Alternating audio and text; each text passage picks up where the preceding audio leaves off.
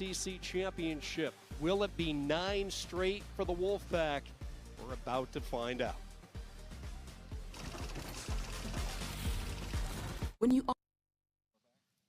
The Wake Med Soccer Park, moments away from the start of the Women's Cross Country Championship, the 6K, and it has been an unparalleled reign of dominance for North Carolina State over the past decade. They have won 8 consecutive ACC titles. However, Norm, this is a squad for Lori Hennis that lost quite a bit of firepower, including the terrific duo of Caitlin Toohey and Kelsey Camille.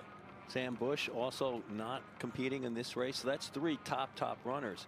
However, Grace Hartman and Hannah Gapes, they were the top 2 ACC finishers at the pre-nats meet, and that has them their number 10 ranking. Notre Dame is ranked 5th in the nation. They're led by Erin Strzelecki. She won the ACC Indoor 5K. And Shona Chisholm was 12th at pre-nats, and Emily Covert 15th at pre-nats. So they have 3 outstanding runners up front. That's why they have the number 5 ranking in the nation.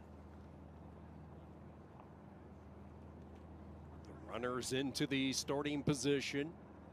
The opening 300 meters, this gradual downward descent before they will stage right, exit into the trees and into the first set of loops as the runners get into position, and we are underway. It's the Women's 6K here from Cary in the 2024 ACC Cross Country Championships. A couple other teams to watch. Florida State's ranked number 13th. They're under second-year coach Cody Halsley. And ACC newcomer Stanford is ranked number 15. They're coached by the veteran J.J. Clark. And don't overlook UNC. They're ranked number 19. They have a very strong top 4 led by Bryn Brown. When you look at this women's field, it is the first time all 18 teams represented in the ACC Championship. Cal, Stanford, and SMU all with representatives. And you mentioned Stanford. J.J. Clark, year number 6 for the Cardinal. They are currently ranked 2nd in the West region behind powerhouse Washington. And Washington cruised past Stanford at the pre-nationals, but this is a Stanford program that is coming off a Pac-12 runner-up finish a year ago at beautiful Chambers Creek Park in Washington. They ended up just 2 points behind the Huskies, and now a brand new conference, new terrain, and we'll see how especially their top 2 runners, Sophia Kennedy and Zofia Dudek, fare here in North Carolina today. Well, we have a green Notre Dame right up at the front, and one of her teammates as well. So 2 Notre Damers in the top 5 for the 5th ranked Irish. There's one of the Stanford runners. Here the Cardinal men wore red. Today the Stanford women are going to be in white tops, white with the red Stanford letters. I see Stanford there. Their top 2 runners, as we said, Kennedy and Dudek, up in the front pack. And then it looks like to the right hand side you see some more Stanford runners. So the Cardinal women getting out more aggressively than the men did. Men ran a really smart race, ended up 2nd. Wake Forest also was conservative, ended up 2nd. So I think that speaks a lot to the deceptive nature of the course, and the long hill up to the finish will really take more out of you than you would think by just jogging the course the day before. As you can see, we're starting to get of trees as you see them circle in on that loop. I was about to say the same thing. You can see the beginning of fall colors here. I'm up in New Jersey these days, and we are full-blown colors, but down here in South it takes a little longer usually.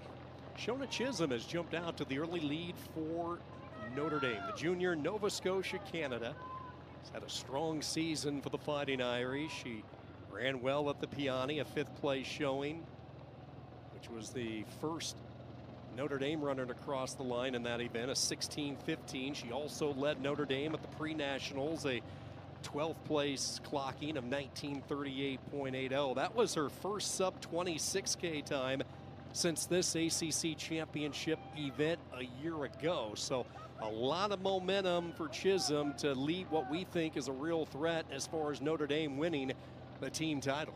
Absolutely. You can see on the far inside about 5 or 6 runners back, the purple and orange of Clemson. They have a couple outstanding Kenyans. Judy Koski, she's a sophomore, and then Sylvia Jalego, also of Kenya. And then of course you have Chepnenegich, who was the outstanding 201 800-meter runner.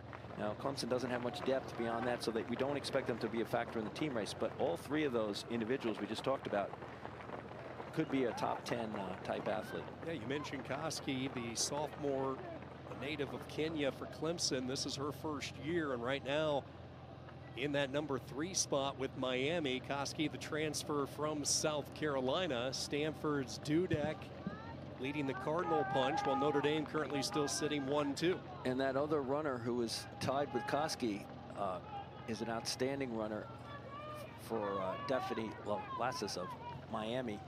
She was 4th at both pre-nats and another recent race. I'm sorry for the second, but she is really progressed over the last few years for the Hurricanes.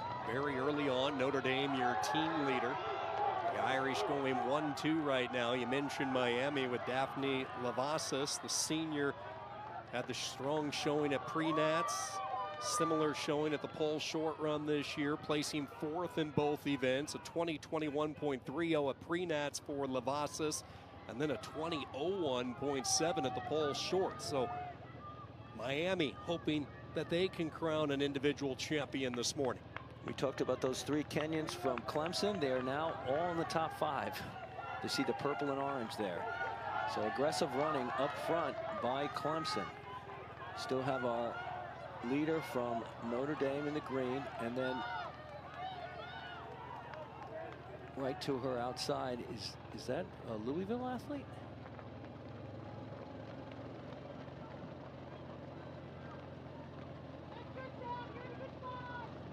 It's an all-black uniform. Yeah, that's Nancy Cheplinine, the freshman, making her ACC championship debut, that right now has ushered her way just past Chisholm for the early lead.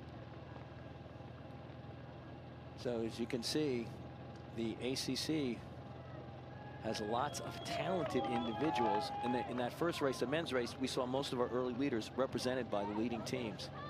But here we've got at least 4 of the top 5 not on teams that are likely to contend for the team title overall. We're finishing up that first inner loop, and when they come out here, they'll start to climb the hill towards the finish area.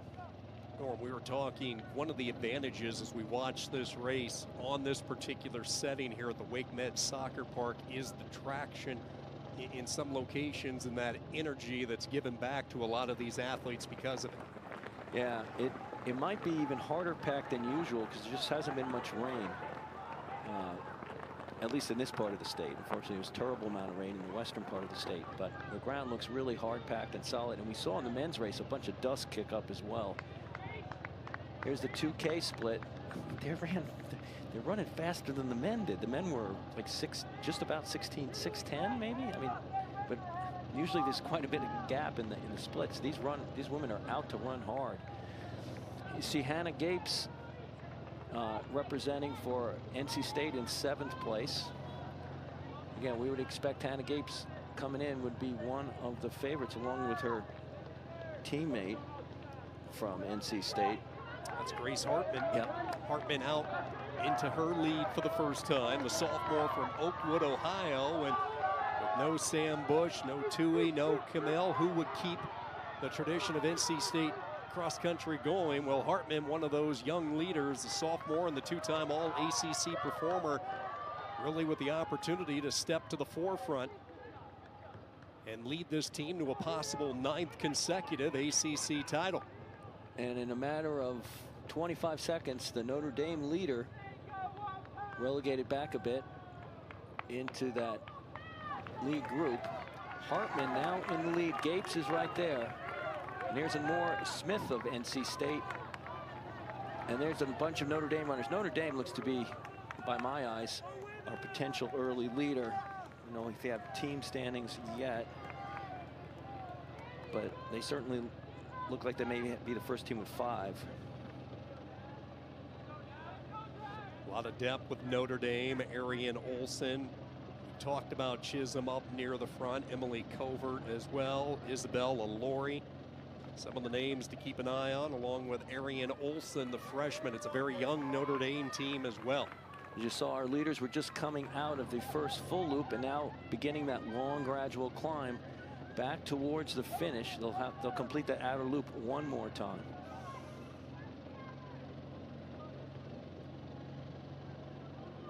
So the 1-2 punch with Clemson and Koski and Sylvia Gallego, the freshman. Koski, her first year, transferring in this offseason from South Carolina, all SEC performer this past outdoor track season in the 1500 meters, where she was the bronze medalist for South Carolina. Took 19th at the NCAA outdoor in that event.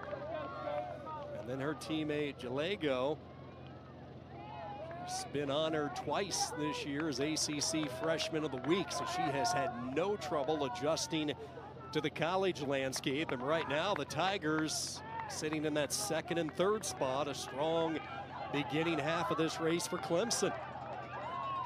Yep. Of course, in cross country, it takes 5.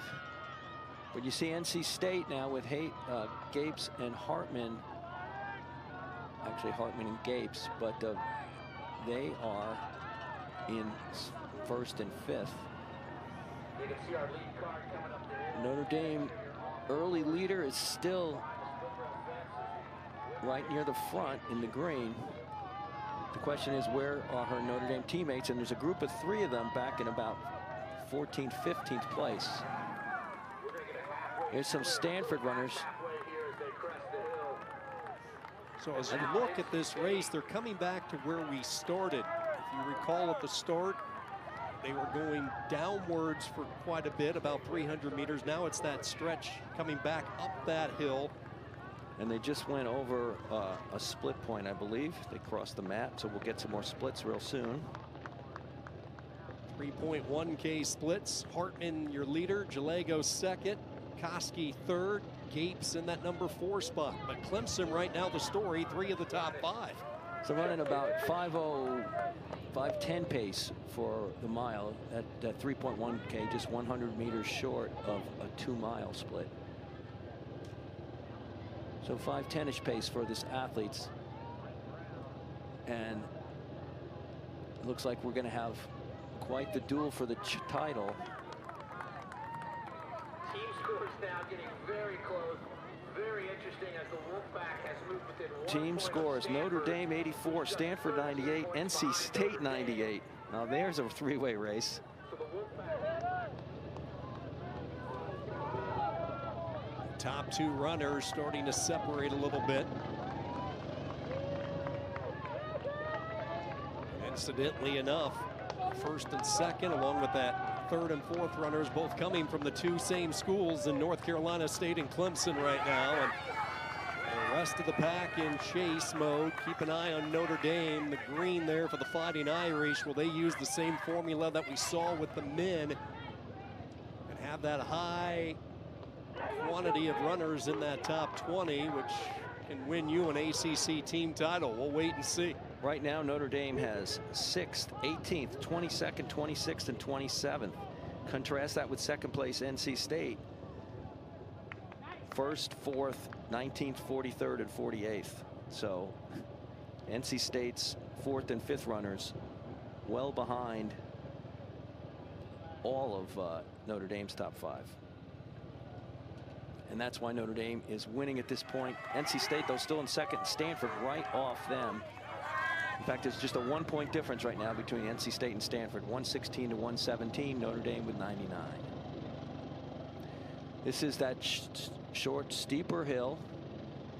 It's the last time they'll have to run it. And now Hartman, Grace Hartman, putting a move down, and you're not seeing much of a challenge from the Clemson runner. And looks like NC State could go 1-2 in this thing. Yeah, you saw Hartman really attack that brief climb, and as a result, she's opened up her largest lead. Grace Hartman. Yeah, this is the definitive move to try and win the race. Still a lot of running to go, but not getting much resistance from the Clemson athlete. And knowing how well trained Lori Hennis's runners are, we can expect Hartman to also maybe go by. Here's all those titles that they've Norm, won. put that in perspective. You coach, you know how hard it is to win one ACC title. What Lori Hinnis has been able to do, 8 consecutive and not missing a beat. It's truly an amazing show of dominance in any sport to win 8 conference titles in a row. I mean, you know, I won a conference title and I never was able to repeat it. So darn right I respect that. 8 of them in a row. And they could get it done today, no doubt about it, especially if they could go 1-2 or even 1-3 would be a great start. They'll just have to close in a bit. Their 4th and 5th runners now are lagging quite a bit behind Notre Dame's, so they have a bit of making up to do, but it is possible. There's still a lot of running to go. As I said, here we go, 14 minutes into this thing. Most likely this race will be finished in less than 5 minutes, so we probably have less than a mile to go now. The thing you really appreciate when you saw that last graphic and what Lori Hinnis has been able to do in Raleigh with this program, they do it with a lot of different runners. She's put together excellent recruiting class after excellent recruiting class. You string it together. You have the trendsetters like Caitlin Toohey, who brings so much attention to the program, and then all of a sudden that kind of carousels down into the junior high and high school ranks where all these elite runners want to be a part of something special. And now an opportunity for Grace Hartman, who has always been there with the rest of the Wolfpack runners, but this is her moment to shine, and she is not missing the opportunity. Not at all, and she is shining brightly right now. She's broken this race just as much as Gary Morton did the men's race earlier today. You know, part of that specialness is the fact that Lori Hinnis is their coach. I mean, she's spent her whole life in Raleigh, right? She was a champion runner for the Wolfpack back in the early 90s, as her husband Bob was a champion runner for the Wolfpack. Raleigh Geiger, was coaching both of those guys. Raleigh's still around and helping out with the men's program. But it's just a legacy of greatness, and Lori's been able to translate it. That doesn't always happen. So credit to her. Every single point last year was one of the great finishes in cross-country history, as North Carolina State edged Northern Arizona by 1 point in what will go down as the closest team finish in Division I women's history last year. And Hartman was a part of that, placing 63rd at nationals, and now the team leader entering this weekend. She has led NC State in 3 consecutive meets, trying to pump her way toward an ACC title, the first of her young career. Neat thing about cross country, right? Hartman here in the lead is going to win the ACC title. She deserves all the attention she's getting, but the real drama, as you pointed out, is going back in 4th and 5th runners for NC State, and similarly the 4th and 5th runners of Notre Dame. Can they maintain where they are? And that's a lot of pressure for anybody. These runners are getting communicated to by their coaches on where they stand. So, you know, they're not running in a total vacuum. Now the gap is 20 points. So Notre Dame has increased their lead a little bit over NC State. And now, I don't know, second place looks pretty solid for Clemson with the amount of time left. Gapes may not be able to get her, but still 1-3 would be great up front. That's not where NC State's losing the race. It's at the 4th and 5th positions. Notre Dame, your team leader, as Norm mentioned, Chisholm leading the pack at that last check-in, 5th for the Fighting Irish. And then Notre Dame with Strzelecki in the number 20 spot, Dalton 22nd. Then they go 24th and 25th with Emily Covert and Gretchen Farley. Those are the top runners right now for the Fighting Irish. 96 points for Notre Dame. Your team leader, your individual leader, is on the screen right now, and Grace Hartman, who made her move on the one brief uphill swing of this course where she dug in and really laid claim that this is going to be my race. And it is definitely her race. We're now going into that final uphill. So she's got less than 300 meters to the finish. And this is a great feeling if you're a runner, not to have anybody in sight. And it is a familiar sight for Wolfpack fans here in their backyard. The host of these ACC cross-country championships. A new year, a different name on the bib, and for the first time in her young career, Grace Hartman is going to carry on the legacy of NC State And the powerhouse they are in cross country. The final few steps as Hartman, with plenty in the tank, will bring this one home for the Wolfpack. Joining the names of Tui and Hennis, some of the great Wolfpack and ACC runners of all time. And there's Hennis. Coach Hennis was just in the background of that shot, seeing one of her pupils rising to the top. Grace Hartman always said she never felt the pressure of running in Raleigh with the expectations, but she was excited for the opportunity to run with so many and some of the best runners in college. Did not have a lot of high school experience. Final strides. You see the tape. Blossomed here with Lori Hennis as she is ready to cross the line. And North Carolina State, one more time, the individual champion. Here she comes with this home crowd, Grace Hartman. 1915, solid as could be. Clemson holding on for second. And Hannah Gapes getting third for the Wolfpack. Sylvia Jalego, the freshman, what a championship debut. She was up near the front really from the opening gun. She's second for the Tigers. Gapes earns the bronze. And now the race for the team title. And keep an eye on Notre Dame, who was the leader heading in to this final stretch. And you see the wave of Irish runners. Lori Strzelecki, all those runners crossing for Notre Dame as they try to bring home the team title. So Hartman wins, Jalego second from Clemson, Gapes third for NC State, and then Jody Koski of Clemson getting fourth. So NC State and Clemson splitting up the top four positions. The Stanford duo that we were anxious to watch, Sophia Kennedy and Zofia Dudek, they go shoulder to shoulder, 10th and 11th to pace the Cardinal this morning.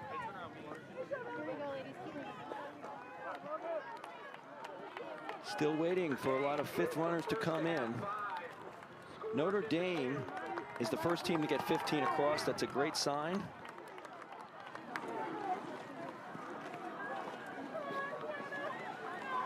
Still waiting to see if that's NC State's fifth or sixth. There's another NC State runner really hurting at the finish. Yeah, you see the pain and finishing a race like this, the toll it takes both physically and mentally. Some of these runners just carving enough energy to cross that line and get those valuable team points, especially when a team title is on the line. Okay, those NC State runners did struggle towards the finish. I have Notre Dame, Stanford, North Carolina. Again, with not all the runners across. So yeah, Notre Dame, North Carolina, Stanford, Virginia, then NC State slipping to fifth.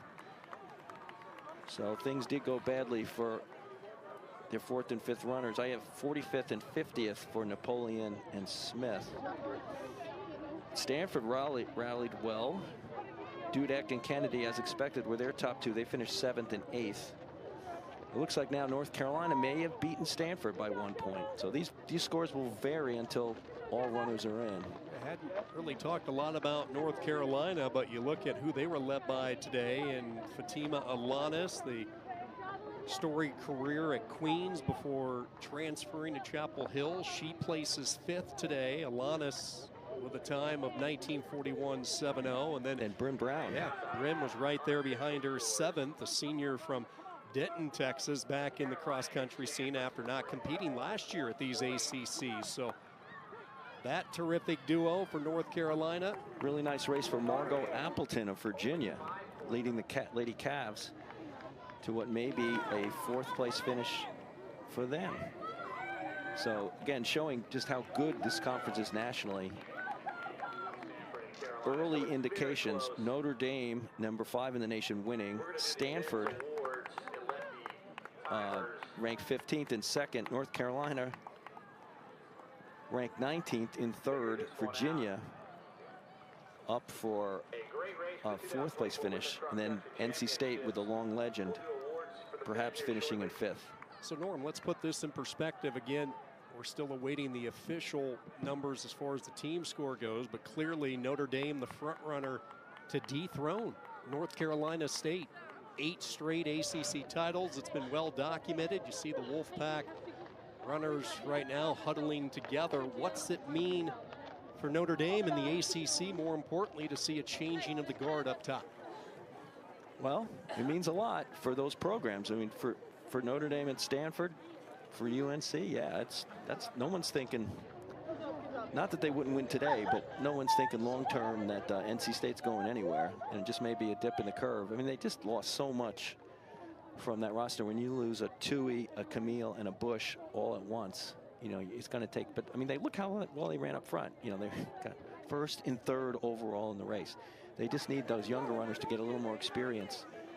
They're also dealing with an unbelievable level of talent. When you talk about, you know, Notre Dame and Stanford, 2 of the top programs in the nation. When I started coaching, they weren't even in the conference, you know.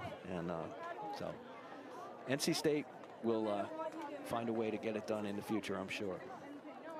North Carolina State crowns the individual champion. Notre Dame in a position to win the team title. We'll hear from the new ACC champs as our coverage continues on this Friday morning from Cary. There's a place where dreams meet determination, and every challenge is an opportunity for success. The ACC isn't just a conference, it's a way of life, where every victory is earned, and every achievement forges our legacy. Together, we will show the world what we're made of, and define greatness for generations to come. We are the ACC. Accomplish greatness. Hey, get your head in the game, son. The scout from football college is up in the stands. Maybe you'd rather go to school for insurance. I didn't raise no insurance man. But you did, Dad. Football's your passion, but mine is providing around-the-clock protection to progressive customers who bundle home and auto. Jamie, we need you out here for football. You're giving up on your dream, James. No, Dad. I'm giving up on yours. Oh, James, wait! Oh, that's not the answer. Another year, another Wolfpack champion. North Carolina State's Grace Hartman, the sophomore from Oakwood, Ohio, races her way to her first ACC championship. Hartman with a 19:15.1, the ACC championship time. And Grace joins us. And first off, Grace, what does this mean for you? I mean, you look at the history of this program with the likes of Caitlin Tui, Kelsey Camille, and now we state Grace Hartman atop. What's that mean when you put it into perspective? Yeah, you know, it's absolutely awesome. When I came in my freshman year, I looked up, you know, to so many people on this team, and to see them accomplish so much, I never knew if that was going to be me. And they've just really shown me so much throughout the years, and to be able to kind of emulate what they've done for my team has just been incredible. And for my coaches, you know, I've had so much support at NC State, and I truly could never just imagine a situation like this, and just the support our whole team gives me. So yeah, it's really special. What made you decide to move when you did? It was a very decisive move. And then what were you thinking going up that last stretch uphill? You know, I had talked to Coach about it, and I'm super confident on this course since we work out on it so much. And I knew that I really liked the back area in the woods. I felt good, so I just thought, you know, trust my race instincts and kind of move. And that hill, we practice on it all the time. You know, we do our 600-meter repeats. So I knew that I could get up that hill as quick as anybody. So I thought, if I could make a move before then, that would give me the best shot. So I'm proud of how I raced it, and overall just really happy with, you know, how it came out. You should be proud, and that was a great finish. You looking forward to 2 more years of practice on this course?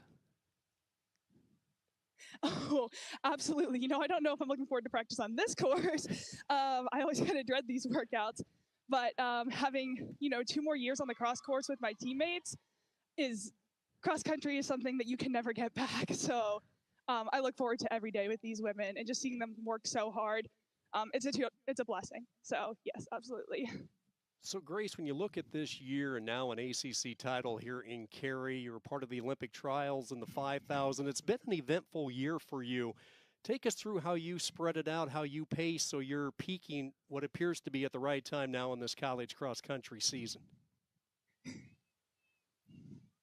Well, I don't know too much about it. I just do what coach tells me. But I think a big thing that we talk about is controlling your emotions a lot. So, you know, in the end of the seasons, whether it's track or cross country, things are bound to go wrong. We all know that. So I think just being able to take a minute and reflect on all the work you've done and just trust that your build is supposed to lead up to something. Trust the taper, trust everything, which is something I always kind of struggle with. But just taking a moment and, you know, really believing. And I just have so much belief in this team and my coaching and everything. So I think just trusting the process and know that, you know, I've got it in me and my team has the will. So. Well, I'd say Lori Hennis in this process of NC State cross country and track is a good one to trust. Congratulations. Enjoy the moment. You're an ACC champion. Grace Hartman with a championship time, 19:15.1. North Carolina State sophomore. Smile of a champion as the tradition continues in Raleigh.